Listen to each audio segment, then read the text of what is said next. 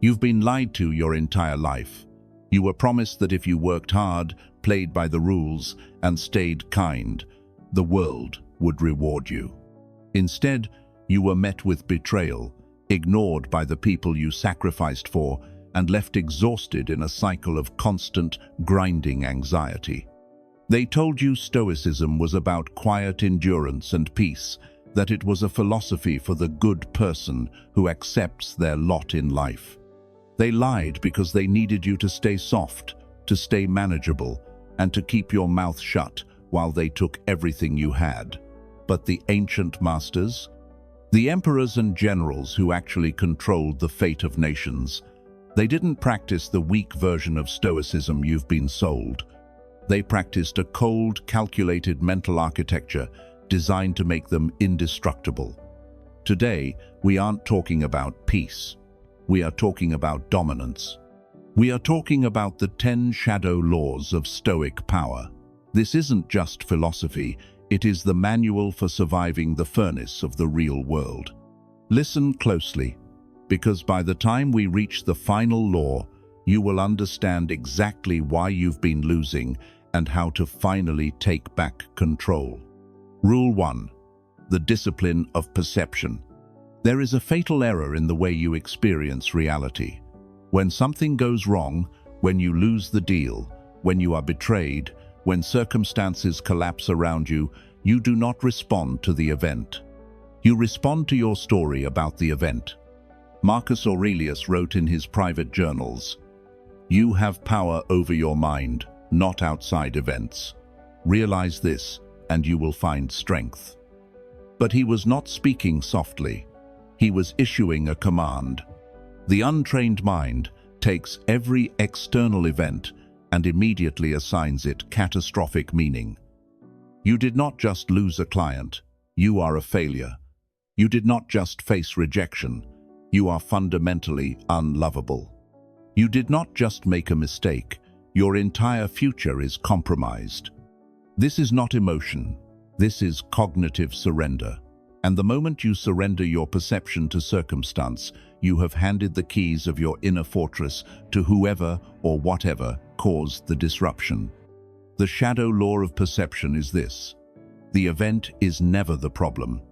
Your unexamined interpretation of the event is the weapon being used against you.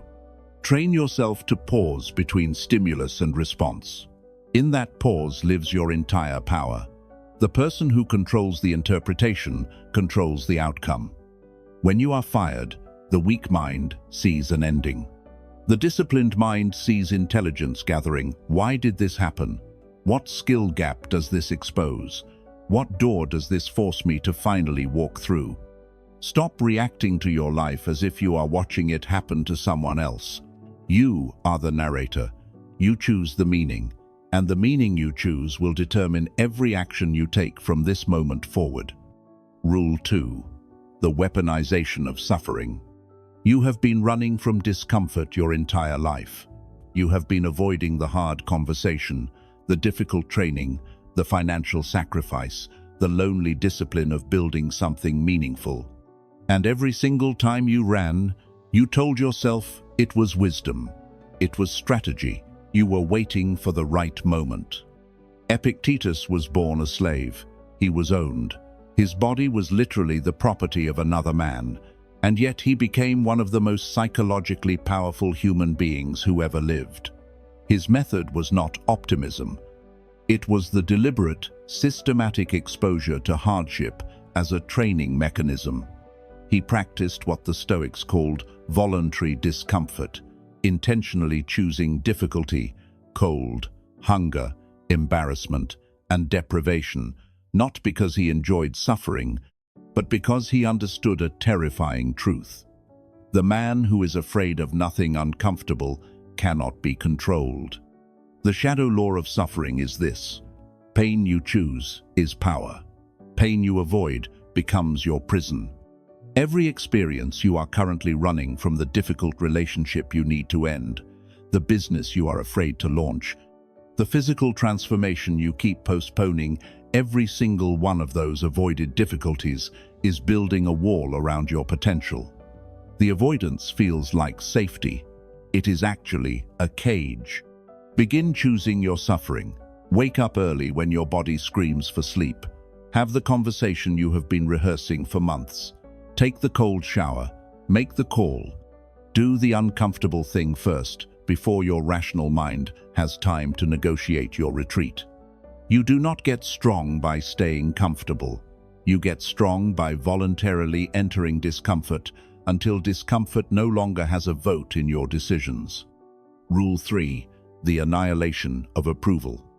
This is the rule that will cost you the most to accept, and it is the rule that will give you more freedom than anything else you will ever learn. You are living your life according to a script written by other people's expectations.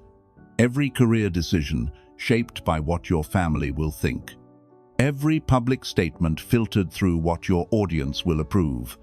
Every boundary you failed to set because you were terrified of the specific face someone would make when you said no.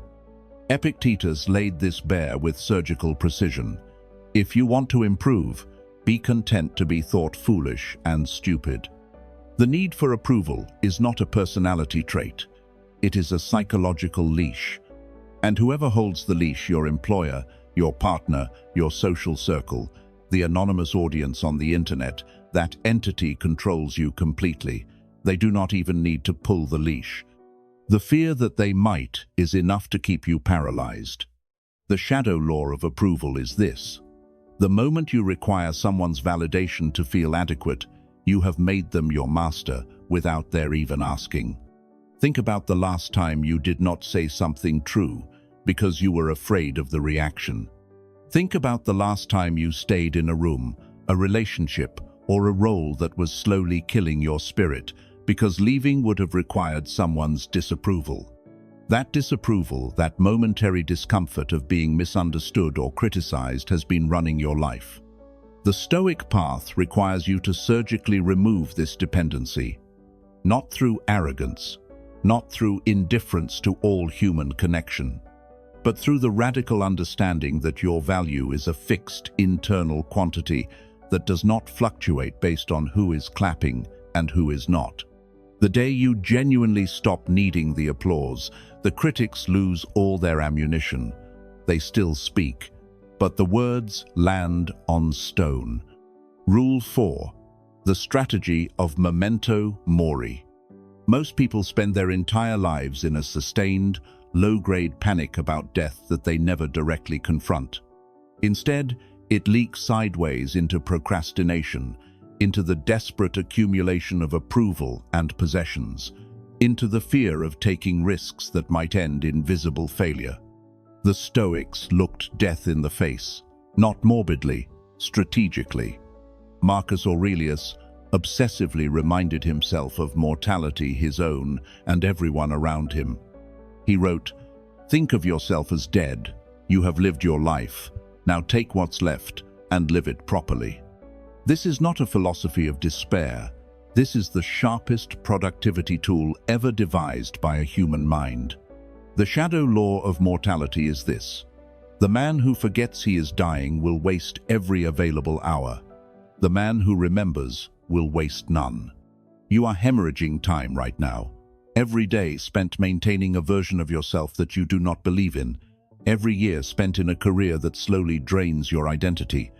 Every relationship you stay in past its natural end, because confronting its death feels harder than living in its decay. Practice the daily reminder. This day will not return. This conversation may be the last. This opportunity will not wait for your confidence to arrive. The Stoic does not use mortality as an excuse for recklessness. They use it as a precision instrument to cut away everything that is not essential, every distraction, every toxic attachment, every ambition that belongs to someone else. What is left after that cut is the truest version of your life. Rule 5. The fortress of the present moment. Your mind lives almost entirely in the past or the future. Right now, as you consume this content, a fraction of your attention is here. The rest is distributed across regrets that cannot be reversed, and anxieties about outcomes that have not yet occurred, and may never occur. This is not a personal failing. It is a biological design feature that has been weaponized against you by every algorithm, every news cycle, and every manipulative person who has ever needed your attention to feel powerful. Seneca wrote, "Omnia lucili aliena sunt, tempus tantum nostrum est." Everything is alien to us, Lucilius. Time alone is ours. And then he watched the people around him squander it as if it were infinite. The shadow law of presence is this: you cannot be controlled in the present moment. You can only be controlled through your memories of the past and your fears about the future. Every anxious thought you are currently carrying is about something that is not happening right now. Every resentment consuming your energy is being fed by events that are over. The present moment is the only location where your actual power lives. It is also the only location your enemies, your fears, and your failures cannot follow you. Train the return. Every time your mind drifts into catastrophizing or rumination, train yourself to physically return to what is in front of you. The breath, the task, the conversation, the page, the work. The person who lives in the present is not just more peaceful, they are more dangerous. They see clearly, they act precisely, they waste nothing on what cannot be changed. Rule 6. The cold arithmetic of control. You are exhausted. And the reason you are exhausted is that you are expending enormous psychological energy trying to control things that are fundamentally outside your control. Other people's opinions, external outcomes, economic conditions, the behavior of those who have already decided who they are. Epictetus divided the entire universe into two categories: what is up to us and what is not up to us. This is called the dichotomy of control, and it is the most ruthlessly practical framework for conserving psychological energy ever constructed. What is up to us? Our judgments, our intentions, our values, our responses, our effort, our character. What is not up to us? Literally, everything else. The shadow law of control is this: energy spent on what you cannot control is not just wasted, it actively weakens your grip on what you can. Think of the last major source of your anxiety. How much of it involves something you cannot directly determine? Someone else's decision, a market you do not govern, an institution that does not answer to you. You have been trying to move walls with your bare hands and wondering why you are always tired. The Stoic does not surrender. They redirect. Every ounce of energy pulled from the uncontrollable and redirected to the controllable compounds into something formidable over time. You cannot control whether you get the opportunity. You can control your preparation when it arrives. You cannot control being hurt. You can control your recovery speed. You cannot control other people's behavior. You can control whether their behavior still has access to your inner architecture. Rule 7. The inversion of catastrophe. There is a Stoic practice so psychologically powerful that Silicon Valley executives, military strategists, and peak performers have quietly adopted it under different names. It is called premeditatio malorum, the premeditation of evils. The modern mind runs from worst-case scenarios. You avoid thinking about failure, loss, betrayal, illness, and collapse because confronting them feels like inviting them. This avoidance leaves you completely psychologically unprepared when reality, as it always does, introduces the unexpected. The Stoics deliberately visualized catastrophe not to become paralyzed by it, but to neutralize its power. Seneca wrote, "Rehearse death every day. He who has learned to die has unlearned how to be a slave." The shadow law of inversion is this: the fear of a thing is always more disabling than the thing itself. Confront it in your mind first, and it arrives in your life already defanged. Sit with the worst version of the outcome you are currently afraid of. Lose the business. Lose the relationship. Face the public failure. Sit inside that scenario in your mind and ask, could I survive this? And the answer, almost universally, is yes. Once you have fully inhabited the worst case and recognized your own capacity to survive it, the fear dissolves. Not because the risk disappears, but because you have already met the darkness and confirmed that you remain standing inside it. The person who has done this work cannot be controlled through threats. There is nothing left to threaten. Rule 8. The surgery of identity. Most people have a deeply unstable relationship with their own identity. It shifts based on their most recent win or loss, their current social environment, the mood of whoever they last spoke to, and the feedback of an audience that does not know them and does not wish them well. This makes them infinitely manipulable. Tell them they are smart and they expand. Tell them they are inadequate and they collapse. Their entire psychological structure is built on sand that other people can move at will. The Stoics built on bedrock. Marcus Aurelius faced military catastrophe, political betrayal, personal tragedy, and the weight of governing an empire at its breaking point. He did not collapse because his identity was not attached to outcomes, it was attached to values. The shadow law of identity is this: a self built on achievements can be destroyed by failure. A self built on character cannot be touched by anything external. Ask yourself right now, who are you when you strip away the title, the income, the relationship, the following, the reputation? If that question produces panic, you have built your identity on things that can be taken.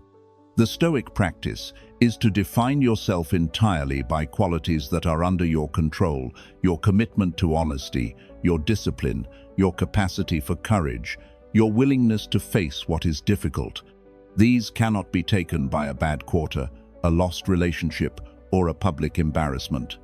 When your identity rests on character rather than circumstance, there is nothing to attack.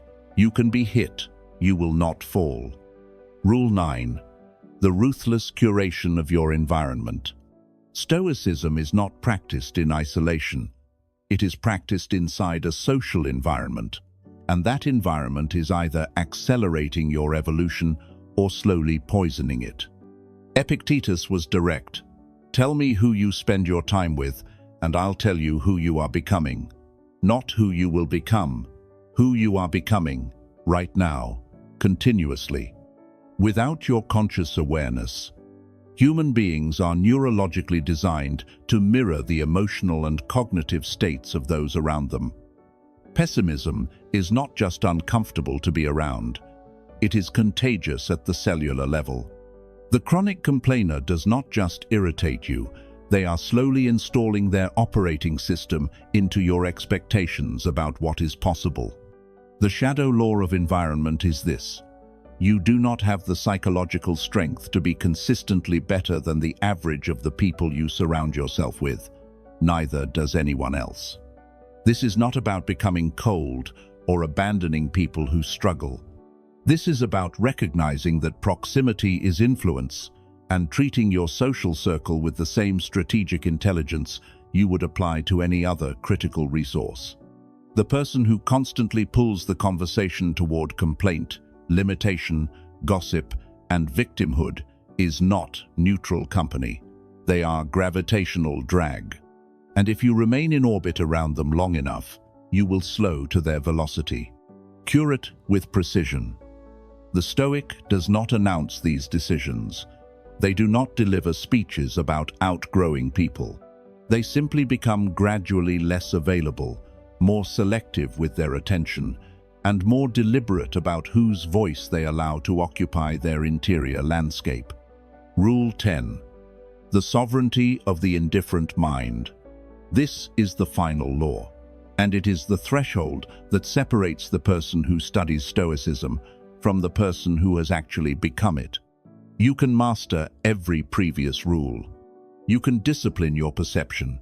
Embrace suffering, cut the approval, addiction, meditate on mortality, live in the present, redirect your energy, invert your fears, build your identity on bedrock, and curate your environment with precision. And you will still face the ultimate test, the moment when something genuinely terrible happens, and it will, and the entire framework is stress-tested by real pain. Marcus Aurelius lost children. He watched his empire fracture. He faced betrayal from people he trusted with his life. And the private journals he never intended for publication record not performed stoicism, but real struggle and then real return. The shadow law of sovereignty is this: the goal is not the absence of feeling, it is the absence of being governed by feeling. The untouchable mind is not a mind that does not grieve, does not fear, does not love. It is a mind that can hold grief without being consumed by it, that can recognize fear without obeying it, that can love deeply without making love into a chain around its own neck. This is the summit. The air is thin here. Most people will take one look at what this level of self-mastery costs: the solitude, the misunderstanding, the radical self-responsibility, and they will descend back to the comfortable valley of blaming circumstance and waiting for conditions to improve. The conditions will not improve. The conditions are the training. They have always been the training. The 10 shadow laws you have just absorbed are not theories. They are the hidden architecture of psychological dominance that the ancient world's most powerful minds spent lifetimes constructing. They are operating right now in every high-pressure room, in every relationship dynamic, in the quiet interior of every person who seems unbreakable from the outside. You can close this video, return to the comfortable version of Stoicism, the candles and the journaling and the quotes on beige backgrounds, and nothing will change. Or you can begin, not tomorrow, not when you feel ready, now. Because the Stoic knew something the comfortable mind refuses to accept. Readiness is not a feeling that arrives before the work. It is a quality that is built by beginning before you feel it. The strings are visible now. The question is whether you are willing to do what it costs to cut them. The world will keep trying to pull you back into the comfortable, predictable cycle of mediocrity. Every force around you, from the people you trust to the algorithms you consume, is designed to keep you reactive, fragile, and bound by their expectations. You now know the architecture of a mind that cannot be broken, but knowing the laws is not the same as mastering them. The choice is yours. Stay in the shadows of someone else's design, or step into the sovereignty of your own. If this path resonates with the power you intend to command, subscribe to ImperialMindset. If you refuse to let these truths die in the noise, like the video, and share it with someone who is ready to stop being a spectator and start being an architect. The work begins now. Stay focused, stay dangerous. We will see you in the next one.